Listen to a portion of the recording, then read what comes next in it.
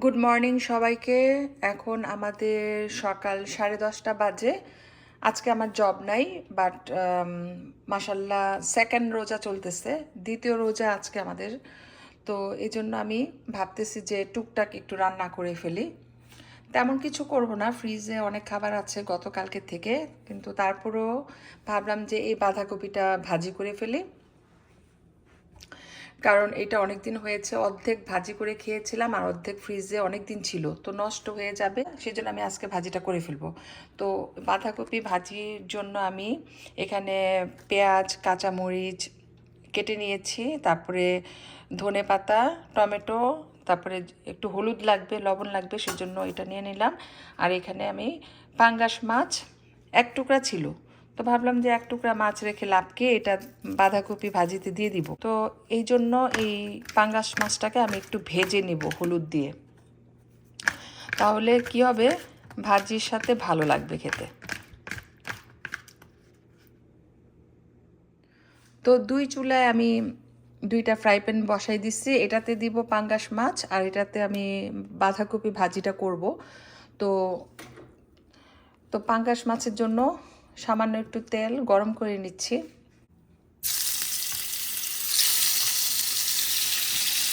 মাছটা ভেজে রান্না করব, তাহলে ভালো লাগবে।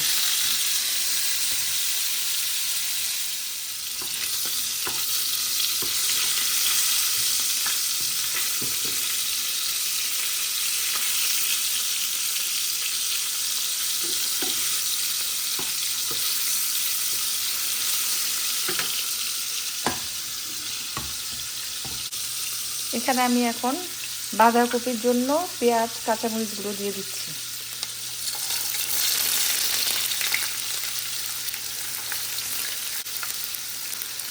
বাঁধাকপি ভাজিতে বেশি পেঁয়াজ লাগে না, বাট তারপর দিলাম। তো এখন আমি এই বাঁধাকপিটা দিয়ে দিব। একসাথে ঢালা সম্ভব না, আমি অল্প অল্প করে ঢেলে দিচ্ছি।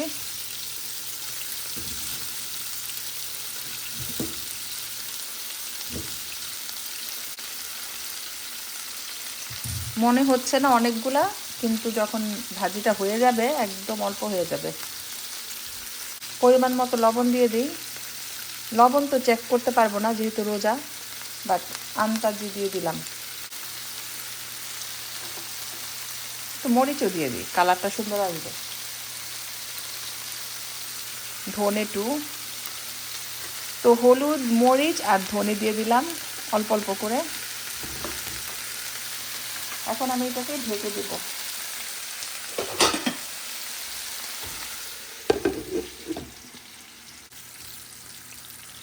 তো এখন আমি একটু ঢাকনাটা উল্টিয়ে দেখি কি অবস্থা।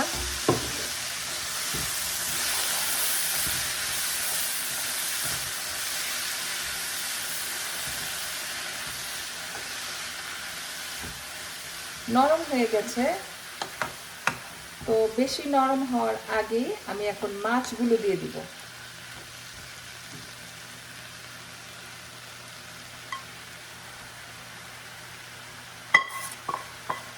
তো বাঁধাকপিটা ভাজি করার সময় আমি অল্প তেলে ভাজি করছিলাম, তো যেহেতু পাঙ্গাস মাছটা ভাজি করতে একটু তেল ইউজ করেছিলাম, সেজন্য এখন ব্যালেন্স হয়ে গেছে। তো যাই হোক, এখন বেশি নাড়াচাড়া করা যাবে না, তাহলে মাছগুলো গলে যাবে। তো বাঁধাকপির সাথে পাঙ্গাস মাছ দেওয়ার একটাই উদ্দেশ্য, সেটা হচ্ছে শুধু এক টুকরা মাছ ছিল, কিভাবে রান্না করে খাবো আইডিয়া হচ্ছিল না।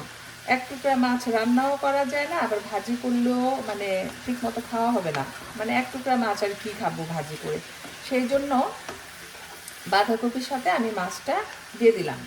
তাহলে হবে কি, বাঁধাকপিটা খেতেও ভালো লাগবে, মাছটাও খাওয়া হয়ে যাবে। এই যে টমেটোগুলো দিয়ে দিচ্ছি, ধনে পাতাটা একটু পরে দিব।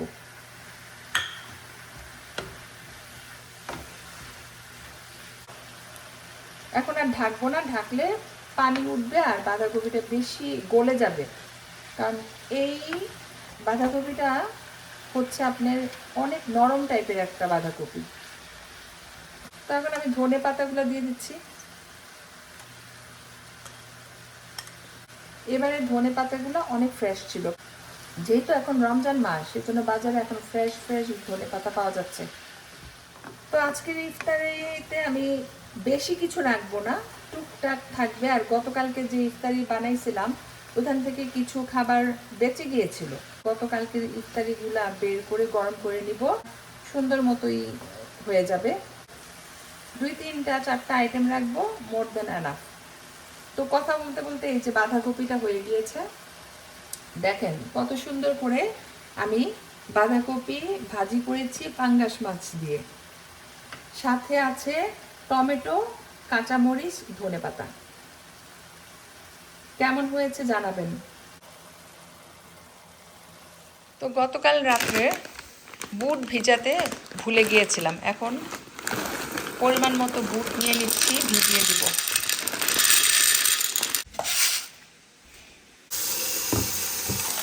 ফ্রেশ আছে, এজন্য বেশি সময় লাগে না ভিজে নরম হতে। তো আমি এখন 10:30 বাজে সকাল ভিজায় রাখলাম, দেখি 2-3 ঘন্টার ভিতরে যদি নরম হয়ে যায় তাহলে সিদ্ধ করে ফেলবো, আর সিদ্ধ করতে পারলে আমি বুট ভাজি করতে পারবো।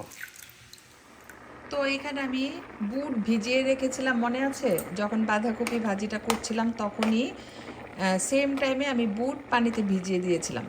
তো 2 ঘন্টা পর এখন এগুলোকে সিদ্ধ করে নিচ্ছি। এখানে সব কিছু কেটে কুটে নিয়েছি, বুট ভাজিতে আমি এগুলা সব ইউজ করব।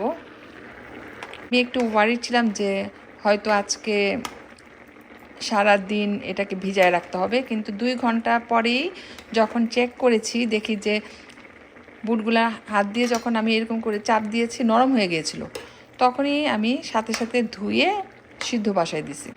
তো এই বুটের কোয়ালিটি খুবই ভালো, বসাইছি বেশিক্ষণ হয় না, 1 আওয়ারের মধ্যে হয়ে গেছে।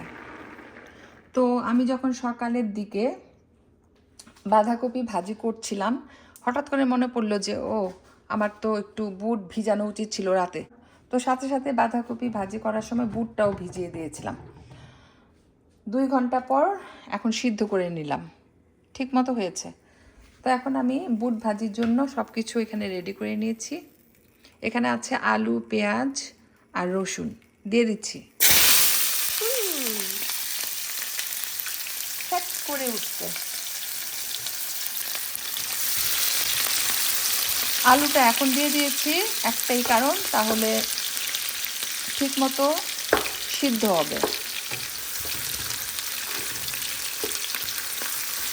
আর বুটে আলু দিলে আমার কাছে খেতে ভালো লাগে, একটু মাখা মাখা হয়, সেজন্য একটা আলু কেটে দিয়ে দিয়েছি ছোট ছোট টুকরা করে। আলুটা নরম হওয়া পর্যন্ত আমি এটাকে একটু ভালো করে ভেজে নিব।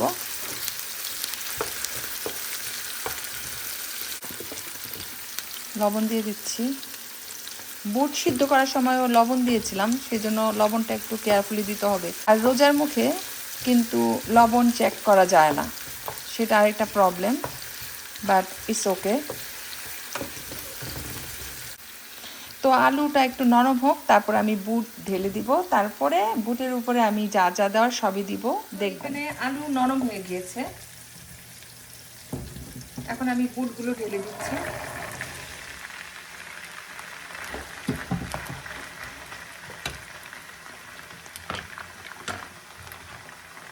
সাথে দিচ্ছি আদা রসুন, ফ্রোজেন আদা রসুন দিয়ে দিচ্ছি, আর সব মশলা একটু একটু করে দিয়ে দিচ্ছি বুটে। হলুদ, মরিচ, জিরা, ধনে সব কিছুই দিব।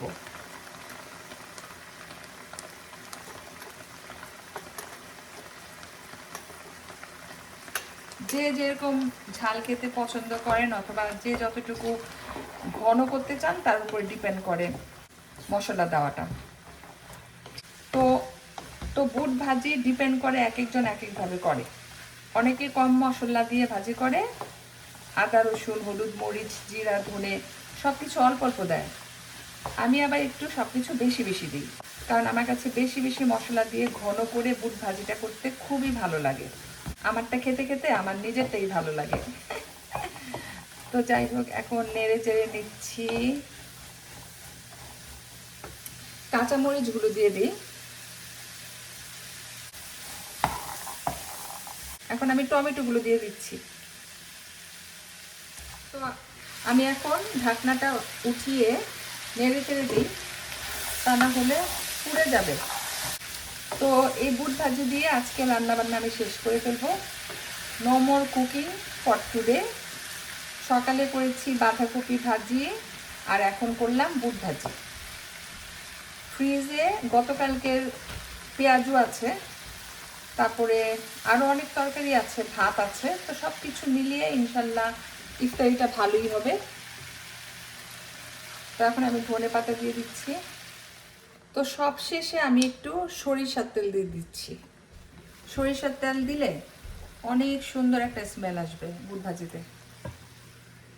একটু নেড়ে চেড়ে দিই, তাহলে সরিষার তেল সব কিছুর সাথে ভালো করে মিশে যাবে। এইভাবে রান্না করে দেখবেন, অনেক মজা পাবেন, তখন আর অন্য রেসিপিতে ভালো লাগবে না। তো আমার বুট ভাজি হয়ে গিয়েছে, এই যে কেমন হয়েছে জানাবেন। আর সবাই ভালো থাকবেন, আমাদের জন্য দোয়া করবেন। হ্যাপি রামাদান। আল্লাহ হাফেজ।